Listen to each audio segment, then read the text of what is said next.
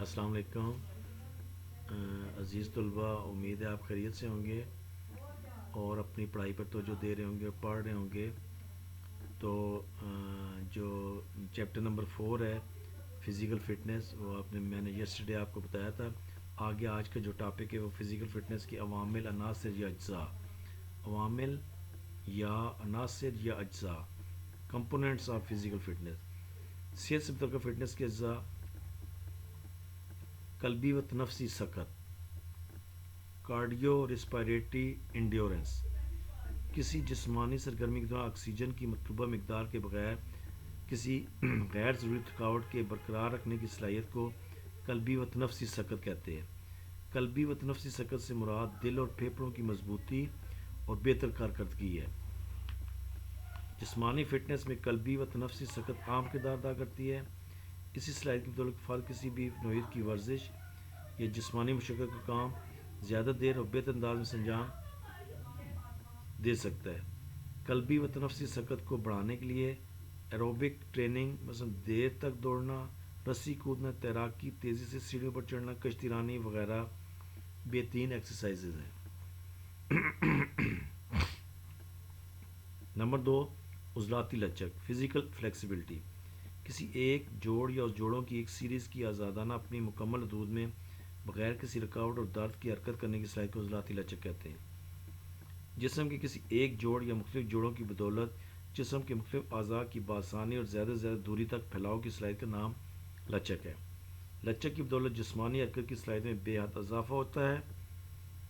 لچک کی کمی کی وجہ سے نہ صرف جسمانی حرکت کی صلاحیت متاثر ہوتی ہے بلکہ head spring, cartwheel, head back spring وغیرہ کے ذریعے جسم میں لچک پیدا کی جا سکتی ہے. غیر لچکدار بدن کی مثال سوکھی ٹہنی کی مانند ہوتی ہے جو زور لگانے پر چٹک جاتی ہے، جبکہ لچکدار جسم کی مثال گرین سٹک جیسی ہوتی ہے جو آسانی سے نہیں ٹوٹتی. باوقار اور خوبصورت حرکات بھی لچک کی مرہون منت ہیں. کھیلوں میں جسمانی کارکردگی کا انحصار کافی حد تک لچک پر ہوتا ہے. عضلاتی لچک بڑھانے میں کلین تھینکس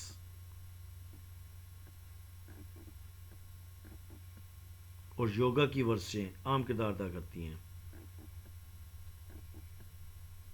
لچک پیدا کرنے کے ذمے یہ دو طریقے مرکزی کردار ادا کرتے ہیں. جسم کے مختلف جوڑوں، حصوں اور عضلات میں ان کے ذریعے خواہ خواہ لچک پیدا کی جا سکتی ہے. اس کے علاوہ سیدھی کلہ بازی، الٹی کلہ بازی، hand spring, cartwheel, back spring وغیرہ کے ذریعے جسم میں لچک پیدا کی جا سکتی ہے.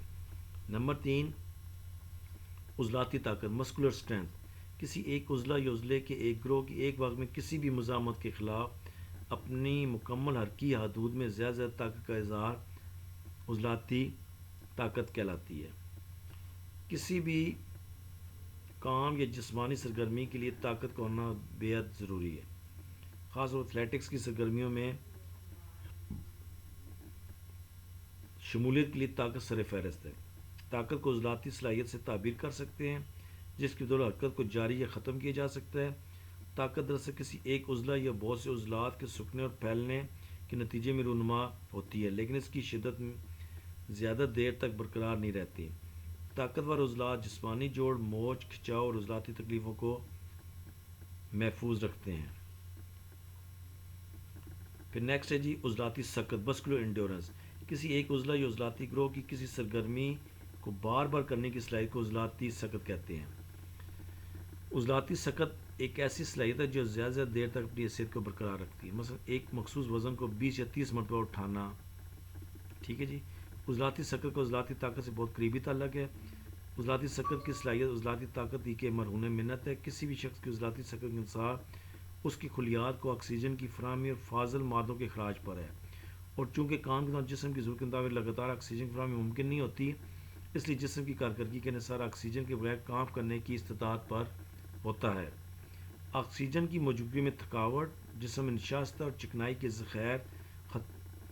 ذخائر کے ختم ہونے سے پیدا ہوتی ہے، جبکہ آکسیجن کے بغیر کام این ایروبک ورک میں تھکاوٹ اس وقت محسوس ہوتی ہے جب جسم میں آکسیجن کے بغیر انرجی کے ذخائر ختم ہو جاتے ہیں.